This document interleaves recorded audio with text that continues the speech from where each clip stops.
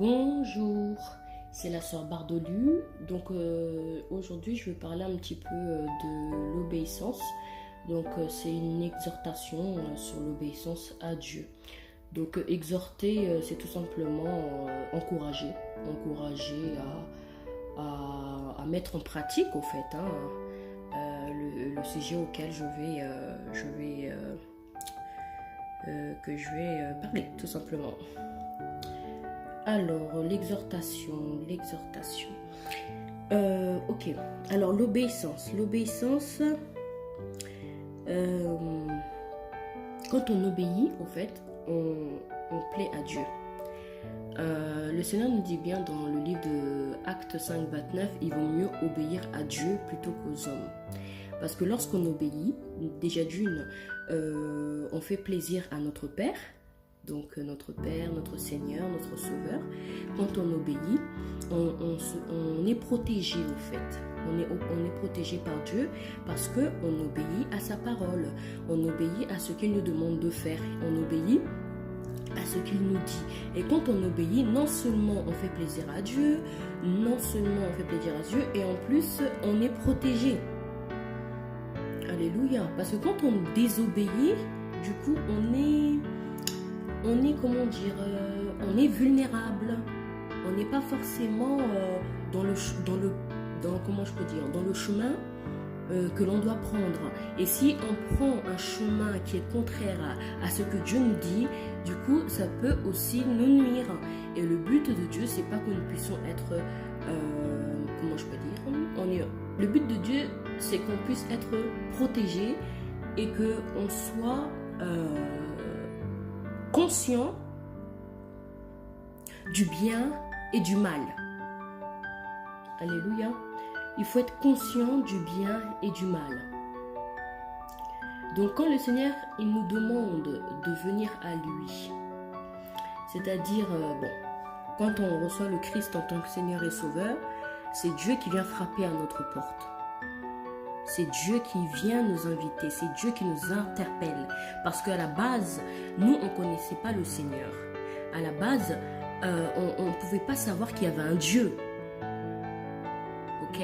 Donc, c'est le Seigneur qui vient frapper, qui vient nous interpeller pour nous faire comprendre qu'il est là, en fait, qu'il existe. Et c'est par l'obéissance qu'on soumet notre cœur au Seigneur et qu'on dit, Seigneur, me voici. Mon cœur est ouvert, tu peux venir dans mon cœur, tu peux t'installer dans mon esprit et je veux que tu sois mon Seigneur et mon Sauveur personnel. C'est un acte d'obéissance. Quand on refuse le salut et quand on refuse l'invitation de Jésus-Christ, c'est un acte de désobéissance. C'est un acte de désobéissance. Donc c'est important de mettre le point dessus.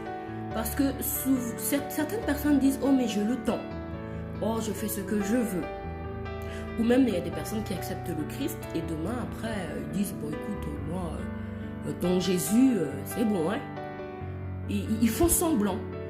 Ils disent « Oui, je suis chrétien. » Mais en fait, ils n'ont pas ouvert leur cœur à Christ. Parce que quand on ouvre notre cœur à Jésus-Christ, on voit un changement, on voit une transformation. On ne peut pas être la même personne. Ce n'est pas possible. Moi, quand je regarde ma vie à 18 ans et quand je regarde ma vie à 34 ans, il y a un changement. D'accord? À 18 ans, le Seigneur est venu frapper à ma porte. Il est venu se présenter en tant que Seigneur, en tant que Sauveur. Et j'ai accepté, mais tellement facilement, parce que je me suis dit que c'est Dieu, je ne peux pas refuser. C'est Dieu quand même. Et il y a des personnes qui se permettent, de refuser l'invitation divine, de refuser le salut. Mais est-ce que vous êtes conscient de qui il est? Il est Dieu. Est-ce que ces personnes sont conscientes de qui il est? Il est le Seigneur des seigneurs. Comment on peut refuser une invitation divine qui vient d'un Dieu qui a créé le ciel et la terre, qui vient d'un Dieu qui nous a créé lui-même, qui nous a donné le souffle de vie, qui nous a créé à son image, à sa ressemblance. On ne peut pas refuser une invitation telle qu'elle. Et il y a des personnes qui refusent une invitation divine, l'invitation de Dieu, pour recevoir le salut, mais ils acceptent les autres invitations. Allez, viens, on va en boîte. Là, ils acceptent. Allez, viens, on va au bar. On va prendre de l'alcool. Là, ils acceptent. Allez, viens, on va, je sais pas moi, dans des endroits où il y a des femmes, où où ils commettent des, comment je peux dire, des actes impurs, quoi. Et là, ils acceptent. Allez, viens, on va voler. Et là, ils acceptent. Voilà, les mauvaises choses, ils acceptent. Mais les bonnes choses, ils refusent. Mais est-ce que vous êtes conscient? Bon, en même temps, hein, si on n'a pas le Christ, comment on peut être conscient des choses? C'est le Christ qui nous rend conscient des choses. C'est pour ça que le Seigneur, il dit qu'il y a un voile, au fait. Il y a un voile, les gens sont voilés. Et il n'y a que Christ, Jésus-Christ, qui peut ôter ce voile. Il n'y a que Christ qui peut déchirer ce voile pour que les gens soient conscients des choses, qu'ils voient vraiment le bien et le mal. Parce qu'il y a des personnes qui sont complètement aveuglées. Ils n'arrivent même pas à discerner le bien et le mal. Ils n'arrivent pas. Donc c'est ça, c'est que nous devons vraiment accepter cette invitation que le Seigneur nous fait. Parce que c'est pour notre bien. Il a bien dit que Dieu a tant aimé le monde qu'il a donné son Fils. Afin que quiconque croit, quiconque, ça veut dire c'est tout le monde. Tu peux être comment je peux dire, africaine. Tu peux être, comment je peux dire, algérienne, marocaine. Tu peux être nigérienne, gabonaise. Tu peux être, enfin bref, tous les pays, tous les continents, tout. Que tu sois blanc, que tu sois noir, que tu sois asiatique, que tu sois hindou, que tu sois congolais de Brazzaville, que tu sois congolais de Kinshasa, que tu sois camerounais, que tu sois, peu importe. Le Seigneur, il aime tout le monde. Il ne fait pas de favoritisme. Il demande jusqu'à ce que les gens ouvrent leur cœur quand Jésus-Christ vient frapper à leur porte. Et l'invitation, des fois, elle peut être, comment je peux dire? C'est-à-dire, par exemple, moi, on n'est pas venu... Enfin, on m'a parlé de Jésus. On m'a parlé qu'il y avait un Seigneur et Sauveur et tout. Mais c'était dans ma chambre, au fait, que j'ai reçu le Saint-Esprit. Il n'y a pas quelqu'un qui est venu m'imposer les mains. Il n'y a pas quelqu'un qui est venu me dire « Reçois le Saint-Esprit ». Non. Moi, j'étais dans ma chambre. Je devais avoir peut-être... bon, j'ai accepté le Christ, j'avais 18 ans. Donc, je devais à peu près avoir ces alentours d'âge 18, 19, 20, quelque chose comme ça, oui. Et c'est Jésus-Christ qui est venu dans ma chambre. C'est-à-dire qu'il m'a interpellée, au fait. Son esprit m'a interpellée. Et j'ai ouvert mon cœur. Et j'ai accepté le Christ en tant que Seigneur et Sauveur. On n'est pas venu me dire, oui, Bardelu, ouvre ton cœur. Non, non, non, non, non, non. Cette invitation, le Seigneur... en fait, il s'est présenté à moi. Il s'est présenté à moi. Mais par contre, il y a d'autres personnes qui ont besoin qu'on aille vers eux, au fait, pour leur présenter Jésus. Il y a des personnes qui ont besoin qu'on aille vers eux. Et donc ça, c'est le travail de l'évangélisation. Nous devons continuer à évangéliser. Nous devons aller vers les gens pour parler du Christ. Aujourd'hui, le monde est devenu égoïste. Et chacun pense qu'à soi. Chacun pense à son propre intérêt. Et on ne pense plus aux autres. On ne veut pas parler de Jésus aux autres. Il y a des gens même qui ont honte de Jésus. Il y a des gens même qui ne veulent même pas proclamer le nom de Jésus. Vous voyez? Il y a des gens, ils ne veulent même pas proclamer le nom de Jésus parce qu'ils ont honte. Le Seigneur, il a dit, celui qui aura honte de moi, j'aurai honte de lui. Pourquoi avoir honte de quelqu'un qui nous fait du bien? Pourquoi avoir honte de quelqu'un qui est notre Seigneur et Sauveur? Pourquoi avoir honte de quelqu'un qui te donne le souffle de vie, qui nous donne le souffle de vie, qui s'occupe de nous, qui nous fait du bien, qui nous restaure, qui nous a lavé de notre ancienne vie, du péché, Il nous a nettoyés, il nous a lavés, il nous a rachetés. Et maintenant, on vous dit de parler de Jésus. Les gens ne veulent pas parler de Jésus. Parce que les gens sont devenus égoïstes. Égoïstes. Je vois une telle dimension d'égoïsme, mais c'est grave. C'est grave. Son propre intérêt, le moi. Pourtant, le moi doit être tué quand tu viens à Christ. Le moi, normalement, il est mort. Le Seigneur, il a dit, ceux qui viennent à Christ, ils ont crucifié la chair, les passions et les désirs. Donc, il ne faut pas que penser à soi, il faut penser aux autres. Bon, on n'a pas dit que tu dois te négliger, non. Tu dois prendre soin de toi, tu dois t'occuper de toi. Tu dois d'abord t'examiner toi-même, te rassurer devant le Seigneur. Seigneur, bon, comment tu me trouves? Dans quel point je dois encore travailler? Qu'est-ce que je dois faire? Tu t'examines. Mais ça ne t'empêche pas de faire du bien aux autres. Oui, parce que tu dois d'abord t'aimer toi-même avant d'aimer les autres. Si tu ne t'aimes pas, comment tu vas aimer les autres? Il faut d'abord t'aimer toi-même. Quand tu t'aimes, quand vous vous aimez, vous pouvez aimer les autres. Mais il faut d'abord que tu t'aimes. Et quand tu t'aimes, tu n'es plus égoïste. Quand tu t'aimes, tu peux faire du bien aux autres facilement. Quand tu t'aimes, tu peux... Quand tu t'aimes, t'aimes les gens. Quand tu t'aimes, t'aimes les gens. Et quand tu es conscient que le Christ t'aime, alors là, tu peux apporter beaucoup aux gens. Quand tu es conscient que le Christ t'aime beaucoup, tu apportes énormément aux gens. Quand tu es conscient que tu t'aimes, tu apportes aux gens sans attendre en retour. Tu n'as pas besoin de retour.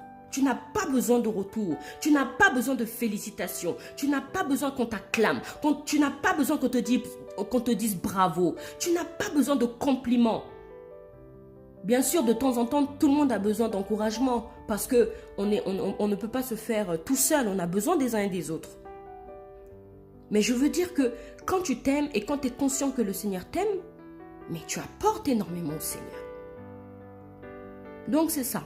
Sur ce point-là, vraiment, les personnes qui écoutent ce message, qui n'ont pas encore vraiment accepté le Christ, parce que moi je dis, quand je dis accepter, c'est vraiment ouvrir son cœur à Dieu et qu'il puisse avoir un changement. Et que sa vie n'est plus la même. C'est pas possible qu'une personne me dise qu'elle a reçu Christ et sa vie est toujours la même. Il n'y a pas de changement, il n'y a pas d'évolution. J'espère que vous avez compris ce point. Donc, toute personne qui n'a pas reçu le Christ, faites avec moi cette prière. Seigneur Jésus, je viens devant toi. Je te demande vraiment et sincèrement pardon pour mes péchés. À partir d'aujourd'hui, j'ouvre mon cœur. Je veux que tu t'installes dans mon cœur en tant que Seigneur et Sauveur. Merci Saint-Esprit de venir t'installer en moi. Merci Seigneur parce que à partir d'aujourd'hui, tu es mon Seigneur et Sauveur personnel. Je te donne ma vie, je te confie ma vie, je te confie tout mon être entier. Je abandonne ma vie du passé. Au nom puissant de Jésus, merci parce que tu es mon Père. Merci Saint-Esprit de venir t'installer en moi. Au nom puissant de Jésus. Quand vous faites cette prière, vous le faites sérieusement. Parce qu'il y a des gens qui font des récitations. Là, je vous ai prêté mes paroles. Mais, quand vous allez les proclamer devant le Père, en intimité, il faut le faire avec votre propre cœur. Là, c'est les paroles que je vous ai prêtées que vous pouvez utiliser. Mais c'est vous qui ouvrez votre cœur au Seigneur. Vous qui n'avez pas encore accepté le Christ. Ou bien vous qui voulez renouveler votre alliance. Le Seigneur, avec Dieu, c'est du sérieux. Ce n'est pas de la plaisanterie. Ce n'est pas du blablabla. Non, Dieu, il est vivant. Dieu existe véritablement. Et nous sommes sur la terre. Il y a des gens qui perdent leur vie. Il y a des gens qui sont partis. Il y a des gens qui sont dans les hôpitaux. Il y a des gens qui sont enfermés dans des lits, qui sont malades, qui sont paralysés. Il y a des gens qui ont des maladies atroces, qui ne peuvent même pas servir le Seigneur, qui ne peuvent même pas bouger. Mais nous, Dieu nous donne la grâce d'être là, vivant, avec le souffle de vie. Et vous pensez que moi, je veux rester assise sans rien faire? Et vous pensez que moi, je vais rester là en train de contempler qui que ce soit? Non, non, non, non, non, non. Moi, je contemple le Seigneur des Seigneurs. Moi, j'adore le Seigneur des Seigneurs. Moi, je ne suis pas idolâtre. Je regarde à Christ. J'aime les gens. Mais, j'obéis à Dieu plutôt qu'aux hommes. Donc, si une personne vient me dire le contraire du Seigneur, de faire autre chose que Dieu me dit, c'est normal que je ne vais pas obéir. Je vais obéir à ce que Dieu me dit. Si la personne me dit quelque chose qui est dans la parole de Dieu et qui me rassure, qui me procure la paix, ok. Mais si une personne vient me dire une parole qui n'est pas biblique et en plus qui ne me procure pas la paix, alors là, laissez tomber, hein, je ne veux pas du tout obéir. Il faut que ça soit biblique, il faut que ça me procure la paix. Voilà sur le sujet du salut. Ensuite, quand on a le salut, on avait une vie passée. Et cette vie passée, on ne peut pas continuer à marcher avec cette vie passée. Ce n'est pas possible. Ce n'est pas possible. Il faut mettre de l'ordre, l'ordre divin, l'ordre divin. Il faut invoquer l'ordre divin. Une personne était dans le péché d'impudicité. Mais tu viens à Christ. Tu ne peux plus te permettre de vivre dans tes situations d'impudicité. Le Seigneur, il dit, ce n'est pas par la force, ni par la puissance, mais c'est par l'Esprit de Dieu, dit l'Éternel. Donc, ce n'est pas toi qui vas faire, mais c'est le Saint-Esprit en toi qui va t'aider. Et c'est du sérieux, ce n'est pas du blablabla. Quand tu reçois le Saint-Esprit, quand il vient s'installer en toi, c'est lui qui t'aide. Donc, si tu étais dans l'impudicité, si tu étais dans l'alcool, si tu étais dans la drogue, si tu étais dans le vol, si tu étais dans les choses adultères, il existe la repentance. Il existe la repentance. Le Seigneur, il pardonne quand on se repent. Dieu ne rejette jamais les gens. Dieu, qui vous a dit que Dieu rejetait les gens? Dieu ne rejette pas les gens. Même si tu as commis un péché atroce, même si tu as commis un péché que tu qualifies irréparable, le Seigneur, le Seigneur, il pardonne. Confesse ton péché et tu vas voir que Dieu va te pardonner. Confesse ton péché et ne le recommence plus. Et décide de changer et tu verras que le Seigneur te pardonnera. Mais c'est à toi de prendre la décision. C'est à toi d'être ferme. C'est à toi de dire non, non, non. Parce que la Bible dit, nous sommes le temple du Saint-Esprit. On ne peut pas se permettre de faire ce que l'on veut. On ne peut pas se permettre de faire comme bon nous semble. Parce que notre vie ne nous appartient plus. Elle appartient à Jésus. Notre vie appartient à Dieu. Donc quand il y a le péché, il ne faut pas laisser le péché s'installer. Parce qu'au fait, Dieu n'aime pas le péché du tout. Il nous aime beaucoup, mais il n'aime pas le péché. Et on ne peut pas vivre avec le péché en tant qu'enfant de Dieu parce que nous sommes saints en temps normal. Notre esprit est parfait parce que le Saint-Esprit est venu s'installer dans notre esprit. Donc l'esprit est parfait. Maintenant, c'est avec le temps que ton âme se restaure. Plus tu médites la parole, plus tu pries, plus tu es dans la présence de Dieu, plus tes blessures disparaissent. Mais concernant le péché, tu dois arrêter tout de suite. Ne cherche même pas à polémiquer ou à dire bon, non, non, non, non, non, non, non, non. Parce que si le Christ revenait maintenant et que te trouve dans cet état, dans cette situation, ce n'est pas bon pour toi, ce n'est pas bon pour nous, ce n'est pas bon pour vous. Ce n'est pas bon du tout. Donc il faut décider de vraiment abandonner le péché. Mais ça, c'est à toi de prendre la décision. C'est à toi de prendre la décision. Aujourd'hui, on nous cajole trop dans le sens du poil dans certains prédicateurs. Ils nous parlent des sujets qui nous font pas avancer forcément. Ils nous parlent des sujets qui ne nous emmènent pas à la maturité spirituelle. Ils nous parlent des sujets qui ne nous font pas avoir la crainte de Dieu. Écoutez, un vrai serviteur de Dieu, il va dénoncer ce que Dieu n'aime pas. Que ça plaise, que ça ne plaise pas. Que le prophète soit populaire ou pas populaire. Que le pasteur soit populaire ou pas populaire. Il va dénoncer les choses que Dieu n'aime pas. Il n'y a pas que le côté encouragement, exhortation, consolation. Il y a aussi le côté correction.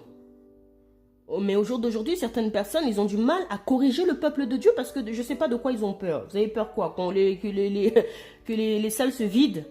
Ben, tant pis si les salles se vident, mais l'essentiel c'est que vous puissiez apporter la correction. Il faut la correction, c'est pour ça qu'il faut des personnes que Dieu établit pour aussi corriger. Et c'est pour ça qu'il y a les 5 ministères, parce qu'il y a des ministères comme le ministère prophétique qui est vraiment spécialisé aussi sur la correction, dénoncer le péché.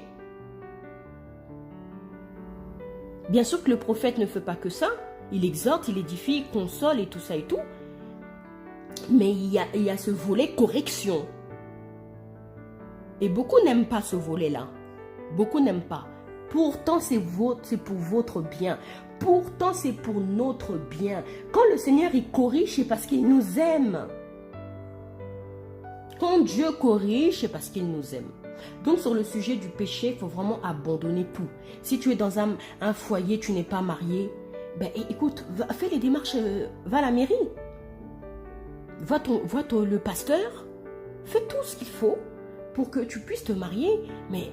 Même toi-même, ça va te valoriser. Même vous-même, ça va vous valoriser. Parce qu'une femme qui est dans un foyer et que le mari, enfin, je ne veux pas encore dire mari parce que vous n'êtes pas encore marié, et que le conjoint ait une intimité avec cette épouse, je suis désolée, ça honore pas l'épouse. Pourquoi je dis épouse? Ça n'honore pas la conjointe. Ça n'honore pas la conjointe. C'est le fait d'aller à la mairie, c'est le fait d'aller justement devant le Seigneur que ça va honorer la conjointe. C'est important. Les personnes aussi qui sortent dans l'alcool, la drogue, la fornication, l'adultère, le divorce, tout ça, là, ça ne va pas vous aider, ça ne va pas vous aider, ça va qu'empirer, ça va vous détruire, ça va vous détruire. Oh, est-ce que vous écoutez des fois quand Dieu parle? Qui vous a dit de divorcer? Qui vous a dit de divorcer? Qui vous a dit que Dieu aimait le divorce? Qui vous a dit que Dieu aimait le divorce? Qui vous a dit que Dieu aimait le divorce? Dieu n'aime pas le divorce. Dieu, il est le divorce. Le Seigneur, il unit les gens, mais l'ennemi, il veut toujours désunir. Et pourtant, la Bible dit que ce que Dieu a uni, personne ne peut le désunir. Donc attention, attention, remettez de l'ordre. Même si vous avez divorcé, allez récupérer votre épouse. Allez vous remarier. Au lieu d'aller aller chercher encore une autre épouse. Non, reprenez la femme que vous avez prise au début là. Tu sais, c'est vous la femme qui avez divorcé. Alors là, bon, c'est encore plus compliqué quand c'est une femme qui demande le divorce. Enfin bref. Si c'est la femme, remettez aussi de l'ordre. Allez rechercher la personne avec qui vous étiez au début. Si c'est possible, bien sûr. Parce que des fois, il y a des situations, c'est tellement compliqué.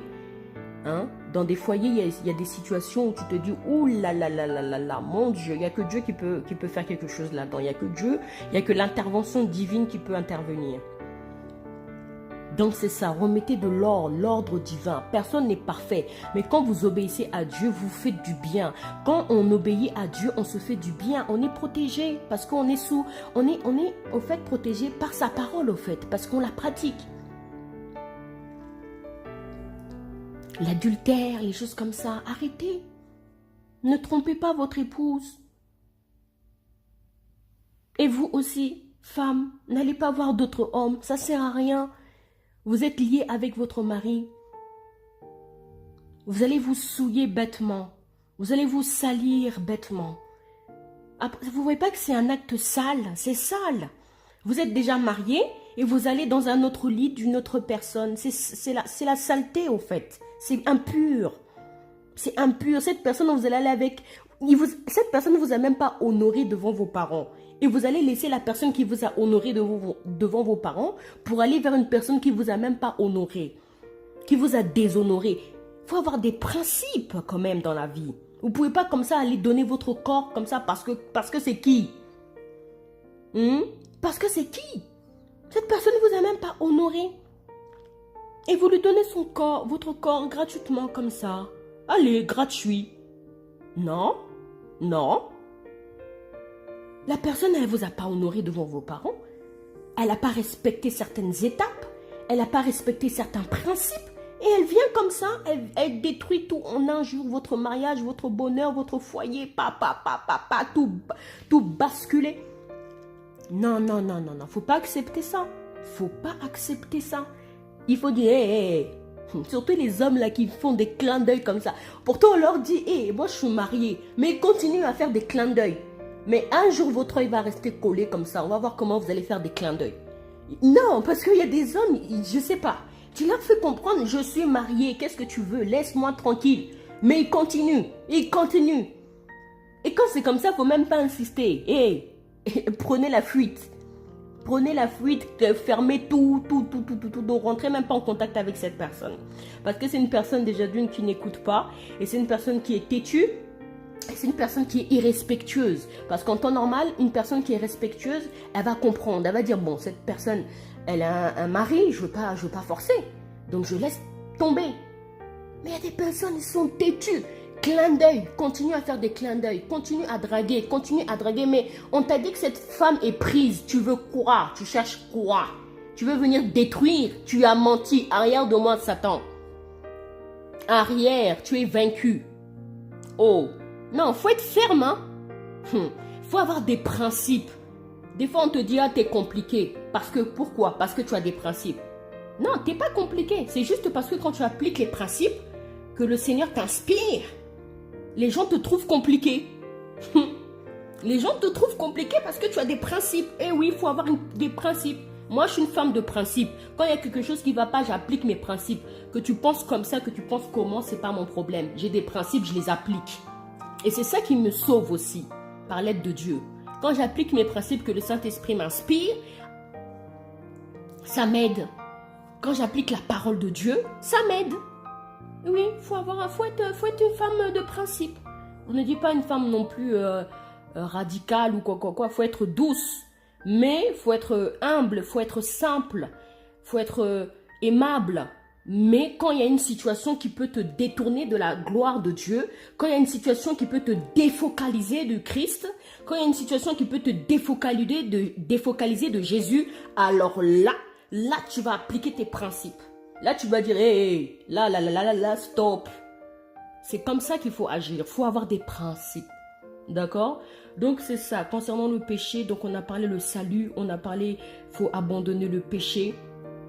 D'accord? Et maintenant, je vais parler du fait que quand on arrive à Christ, on obtient le salut, on a la vie éternelle, on abandonne notre péché avec l'aide du Saint-Esprit. Et ensuite, il faut continuer à obéir à Dieu en le servant, en fait. Parce que, au fait, quand on était dans le monde, on faisait comme on voulait, au fait. On faisait notre vie et tout. On ne savait même pas qu'on avait des dons. Moi, personnellement, quand j'ai donné ma vie à Christ, avant de donner ma vie à Christ, moi, je ne savais pas que j'avais des dons. Bon, même si j'avais un petit, comment je peux dire, je savais que j'avais quelque chose en moi, mais j'arrivais pas à le définir, en fait. Je ne savais pas comment faire, je ne savais pas comment le définir. Mais c'est quand j'ai reçu le Christ, j'ai reçu le Saint-Esprit, que le Saint-Esprit m'a fait comprendre quels étaient mes dons, en fait. Quels étaient mes dons? Et c'est avec ces dons-là que je devais servir le Seigneur. Et ça, en fait, c'est important de connaître vos dons. Parce que si vous ne connaissez pas vos dons, comment vous allez servir le Seigneur? En fait, c'est ça le truc. C'est en fonction de vos dons que Dieu vous donne que vous allez servir Dieu. Ce n'est pas en faisant autre chose. Ok? Sinon, c'est pas... Enfin, pour moi, c'est logique. C'est en fonction de ce que Dieu te donne que tu vas le servir. Tu ne vas pas le servir avec ce que tu n'as pas reçu, mais tu vas le servir avec ce que tu as reçu. C'est cohérent. Donc, c'est ça. Donc, quand j'ai donné ma vie à Christ, c'est petit à petit que le Saint-Esprit m'a fait comprendre que j'avais quel genre de don j'avais, au fait. Hein. Et donc, c'est petit à petit que le Saint-Esprit, que je m'exprime, au fait, que je grandis. Et je prie pour que je continue encore plus à grandir en grâce, en stature, en sagesse devant Dieu et devant les hommes. Il y a un temps pour être caché, il y a un temps pour être formé, mais il y a un temps où le Seigneur aussi va, euh, il va tout simplement mettre en place ce qu'il a mis en nous. Il va tout simplement,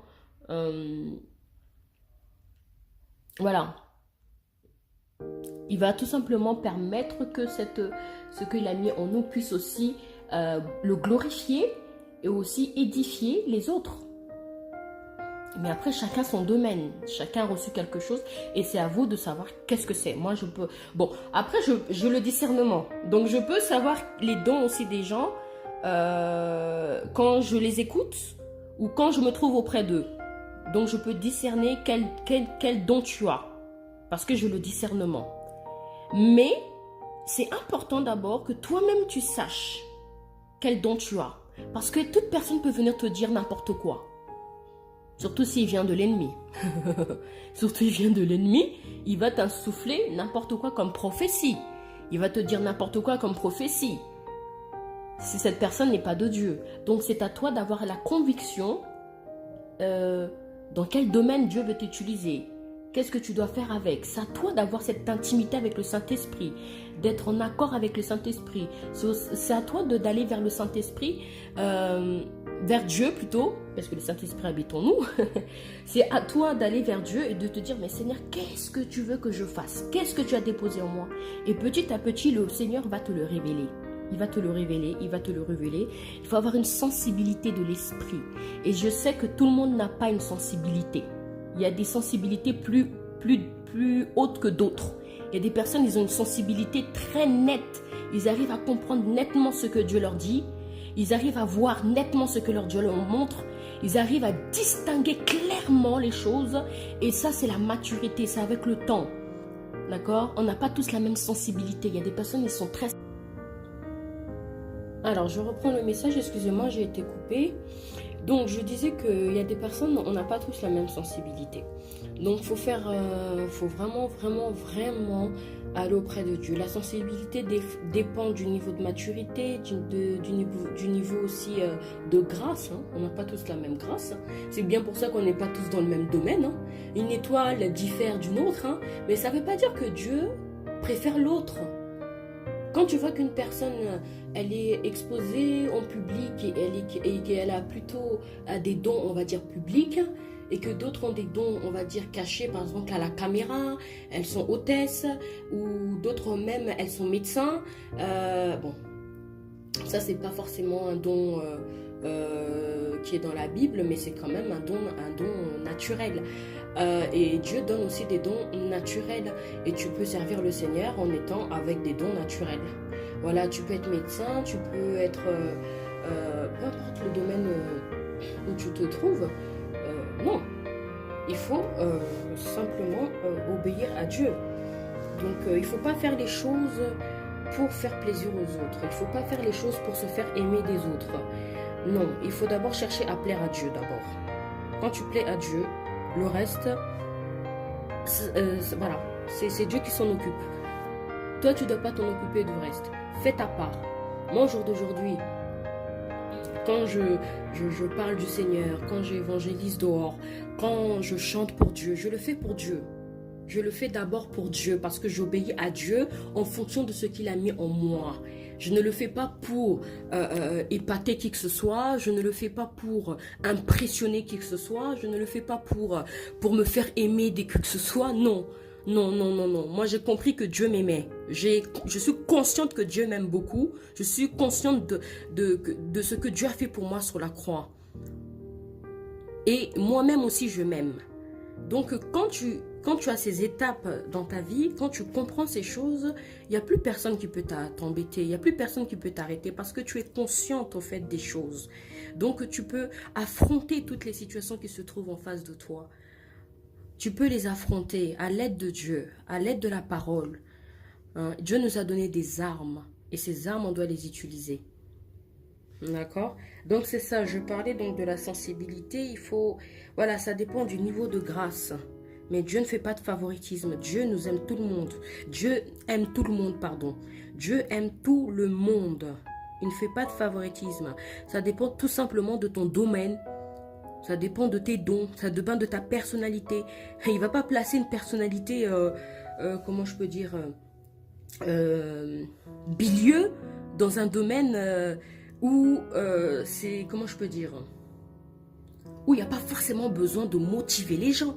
Non, en règle générale, les bilieux, ce sont des tempéraments, des leaders. Ce sont des personnes qui motivent, qui encouragent, qui font en sorte que les gens se lèvent. C'est ça le tempérament des bilieux. En règle générale, hein, je parle. Hein. Bien sûr, on a tous chacun un peu comment je peux dire, de tempéraments différents. Mais une personne bilieu ne va pas rester assise, c'est pas possible. C'est un leader. Vous pouvez pas dire à un bilieu de rester assis. C'est pas possible. Et en même temps, une personne qui a un tempérament lymphatique, faut pas aller lui demander de forcément booster les gens, bien que c'est possible par l'aide de Dieu. Les lymphatiques aussi peuvent encourager les gens et tout. Mais en règle générale, les lymphatiques, ce sont des tempéraments introvertis. Ce sont des tempéraments qui, comment je peux dire, où il faut plutôt qu'on les booste. Ce sont des tempéraments où il faut plutôt qu'eux, on les encourage. Vous voyez la différence entre le lymphatique et le bilieux? Le bilieux, lui, il encourage. Il va édifier les gens, il va booster les gens. C'est un leader né. Mais les lymphatiques, c'est des tempéraments où il faut plutôt, eux, les encourager. Donc, vous voyez, donc c'est pour ça qu'il ne faut pas envier les autres. Il faut pas, comment dire, avoir de la jalousie dans le cœur. Non, il faut refuser tous ces sentiments négatifs. Il faut refuser tous ces sentiments négatifs. Vous devez garder les bonnes émotions en vous. Vous devez garder les bons sentiments en vous. Tout ce qui est négatif, il faut refuser. Parce que des fois, c'est nos émotions, hein, les sentiments, qui fait que des fois, on agit en fonction d'eux. Donc, attention. Attention à nos émotions. Parce que moi, je ne comprends pas les tempéraments ou, comment je peux dire, non, les attitudes plutôt, on va dire, si je peux dire ainsi, lunatiques. C'est-à-dire le matin, tu es dans la joie et le soir, tu es fâché. Ou bien le soir, tu es fâché et le matin, tu es dans la joie. Non. Avec Dieu, on doit tout le temps être dans la joie. Même si c'est vrai qu'il y a des journées où ça arrive, hein, on n'a pas forcément passé une bonne journée. Ça arrive à tout le monde. Mais cet état-là que tu es en train de vivre en ce moment ne doit pas contrôler toute ta journée, ne doit pas contrôler toutes tes émotions. Il faut que tu sois disposé pour servir Dieu. Il faut que tu sois disponible pour servir Dieu. Il ne faut pas que les émotions prennent les dessus, surtout si elles sont négatives. Si elles sont positives, gloire à Dieu.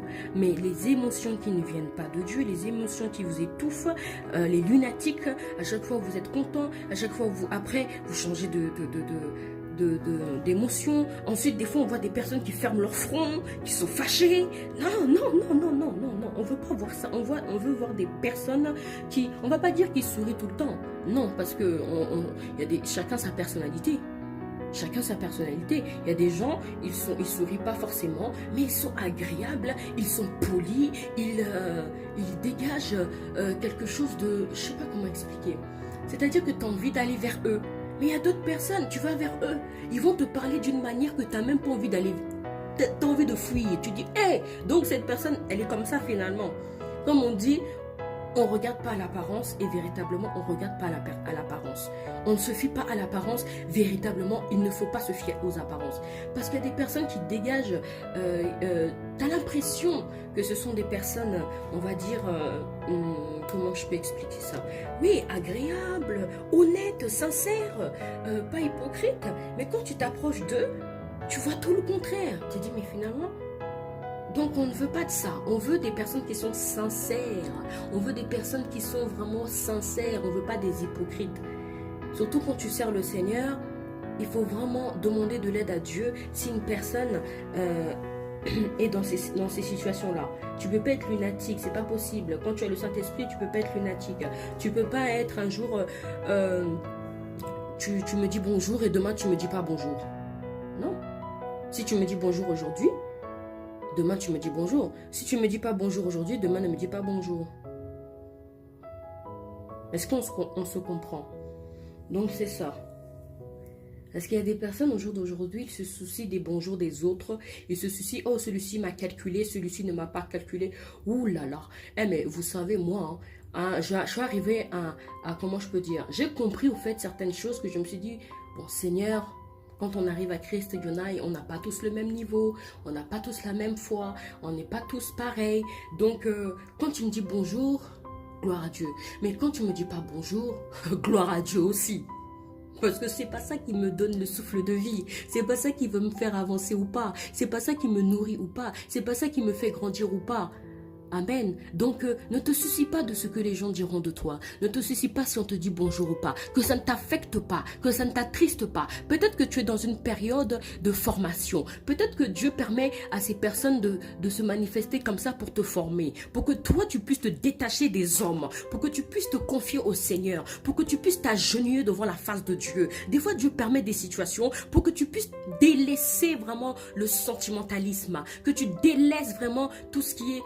comment je peux dire, le fait de t'accrocher aux hommes. S'il dit bien, comment je peux dire, malheur en l'homme qui se confie en l'homme, qui prend la chair pour appui, qui détourne son cœur de l'éternel. Dieu ne veut pas qu'on puisse se confier en l'homme. Dieu ne veut pas qu'on s'appuie sur l'homme. Dieu ne veut pas qu'on puisse trouver son secours en l'homme. Il veut qu'on puisse trouver son secours en lui. Bien sûr, sur la terre, Dieu va utiliser les hommes pour aider les autres. Mais je veux dire côté confier.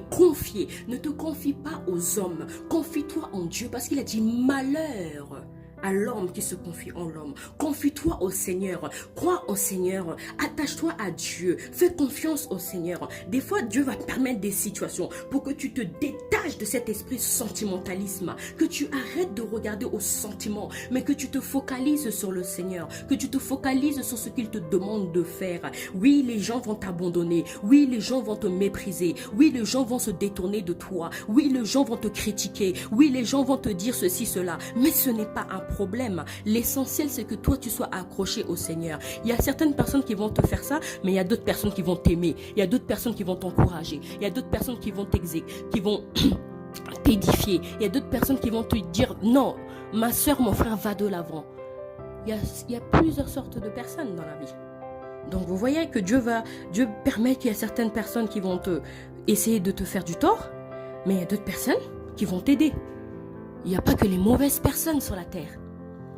Mais c'est à nous de discerner quelles sont les bonnes personnes. Et quelles sont les personnes avec qui quelles sont les personnes avec qui Dieu veut que je puisse marcher.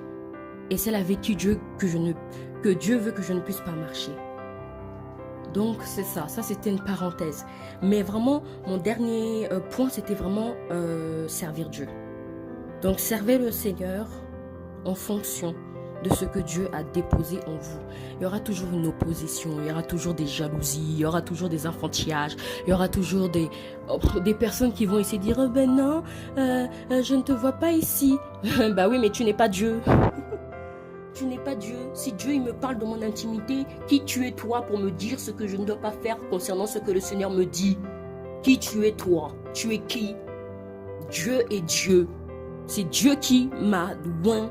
C'est Dieu qui oint les gens. C'est Dieu qui donne des capacités. C'est Dieu qui donne des dons. C'est Dieu qui établit. Oh! Donc c'est ça qu'il faut se mettre dans la tête. Je respecte les gens. Je respecte les autorités. Je respecte les personnes qui sont en face de moi. J'aime les gens. Respecte les gens. Respecte les autorités. Mais tu ne peux pas laisser une personne te faire asseoir pendant 10 années dans une assemblée et tu ne fais rien. Ne serait-ce que même une petite tâche, on te le permet pas. Ne serait-ce que faire ceci, on te le permet pas. Pourquoi?